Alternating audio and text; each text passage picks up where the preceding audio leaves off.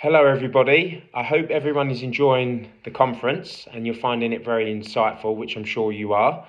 My name is John McAvoy, for those of you that don't know who I am, and I've been asked to present a short testimony about my life and how sport turned my life around.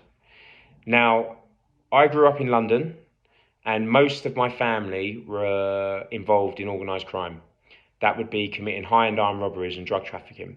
Now, being a young person growing up in this environment, you're very malleable, and criminality, organised crime was completely normalised to me, and it was something that's what you did. When I got older, that's exactly what I went on to do, and it led me to getting 2 life sentences at the age of 24 years old at Woolwich Crown Court. I was held in a high security unit in Belmarsh Prison because the Metropolitan Police believed I was such a high escape risk. And then I was transferred to nearly every single maximum security prison in the United Kingdom. At the beginning part of my sentence, I didn't even contemplate changing and being rehabilitated because criminality, that was a way of life. That was all I knew. That was what all my friends did. It took the death of my best friend in 2009 to completely change my outlook on life. Because at that moment, I realised how precious life actually is. And I didn't want to spend my existence on earth locked in a cage. I wanted something else for my life. And at that moment, I decided to turn my life around. I was very fortunate that I come across an amazing prison officer by the name of Darren Davis, who worked in the prison gym. And me and Darren formed this incredible relationship because Darren saw something in me that I didn't see. And he wanted to help me turn my life around.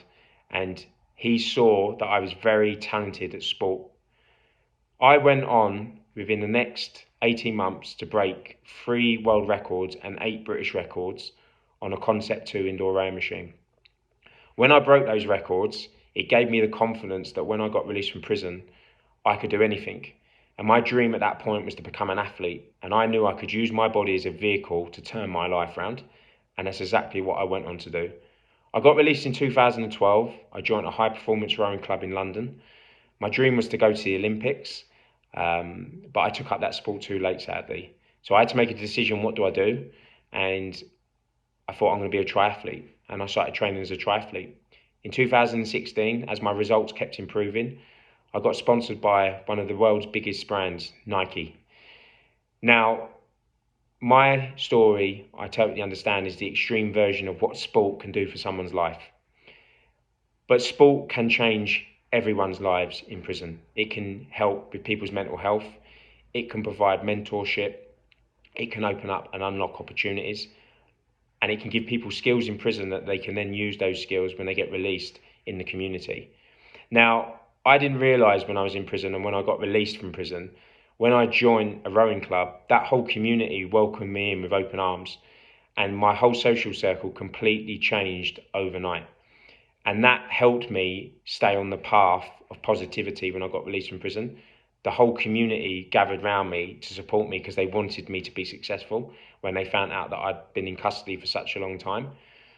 Now, the work you are all doing is so important and it can help so many people.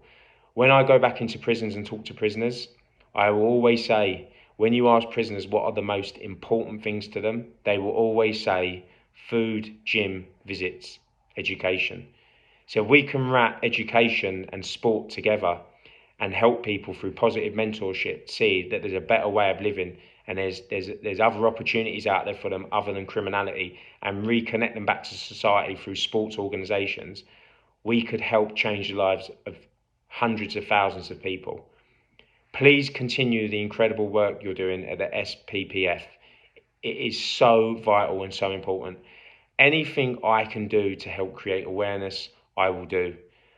Please carry on doing what you're doing because it changes lives. Thank you for listening to me, and hopefully I will get to see you all soon in person. Take care. Goodbye.